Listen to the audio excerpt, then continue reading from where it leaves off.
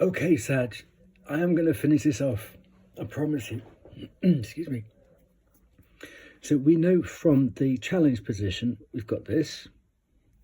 So let's take that away.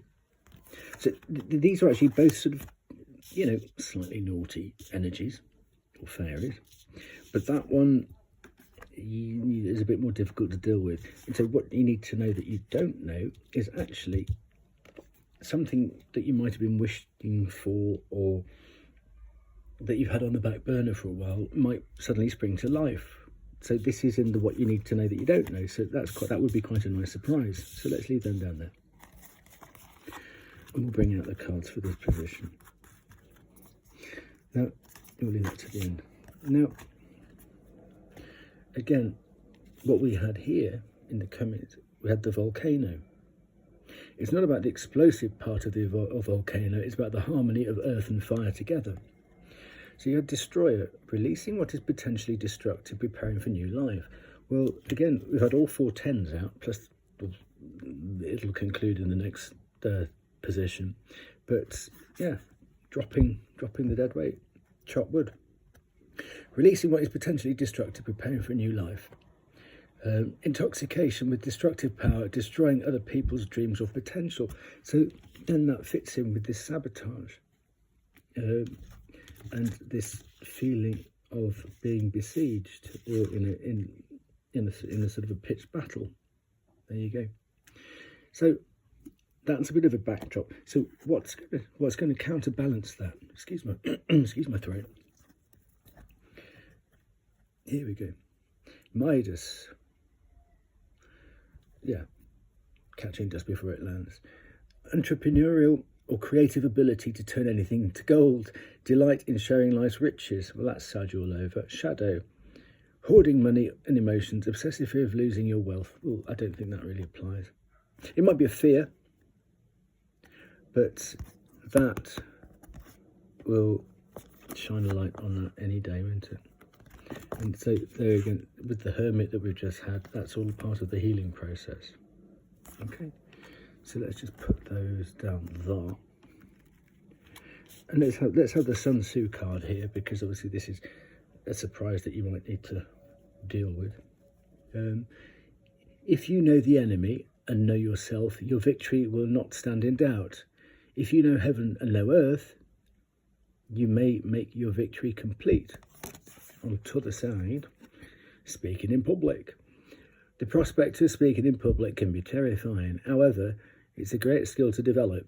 For Sun Tzu, the enemy of the public speaker could be a lack of a point, mumbling, reading your speech, and making too much of your mistakes. Know thyself. Is it thine or mine? Know yourself means know your material, relax and be confident. Dress right, sober up, practice and be yourself. Be your sen. So, there you go. It's a little bit. When you do accents, it makes anybody who's trying to copy your material, makes it a bit more difficult. Anyway, there you go. There is a method to my madness, really. I do like being bizarre, but there you go. So, what should we do next then? Well, let's go across the Pennines over, shall we? So, what we've got here, let's put those to one side. Let's keep them because they're a bit of fun, aren't they? So, 7 of Swords. There's 2 parts to two little backstories to the 7 of Swords. This is, you see the tent here. So, on the 5 of Swords, as everybody goes, oh right, lunchtime, and put their swords down, you go into the tent because it's bad manners to take your sword into a tent, especially a lunch tent. And so whilst you're in there, you put 7 swords down. Now this thief can only take 5, and when you come out of the tent after lunch, because he's left evidence behind, or somebody's left evidence behind. If they could have, as you come out, you look around and think, well, where's my 7 swords? Where have I put my 7 swords? And you think, well, those 2 are mine. Somebody must have stolen the other 5. All right. So there's evidence left behind. Now, if he could have stolen all 7, there would be no evidence, and you would probably turn it inwards and think, now where on earth did I put my 7 swords? but there's some evidence left behind. Whether you found it or not, you will do. So that's about the theft. And you can see they've thought this through. The power, the red is the power, so the power's in their thought and their fancy footwork. Okay. Now, that's the shady side. The positive side, obviously this is for you to choose. Now, somebody has stolen your somebody has stolen your 7 swords, and you thought, right, well, I'll wait till they go for lunch, busy, and I'll go and take my stuff back. Thank you, very glad, it's mine. And only when you get there do you realise actually how much they've stolen. You think, well, I better make a return trip. So it's your fancy footwork and your good thinking. Whichever way around that is for you, there you go. So this is the surprise. Maybe the surprise is to realise just how much they've robbed off you. Eh? So that's the 7 of Swords, whichever way, flim or flam, who you're doing. But what's interesting, you see here, we've got the 3 cards for Aquarius, the 5, the 6, the 7 of Swords.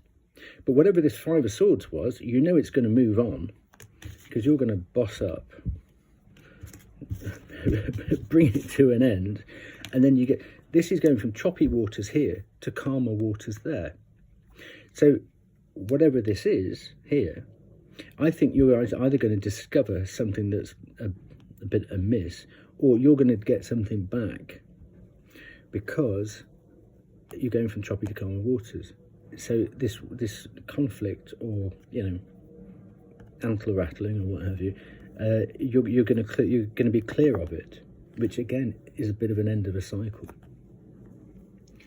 And after that, you can put it to bed. Okay. Now here.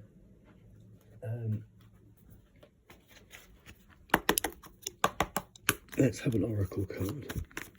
Animal oracle.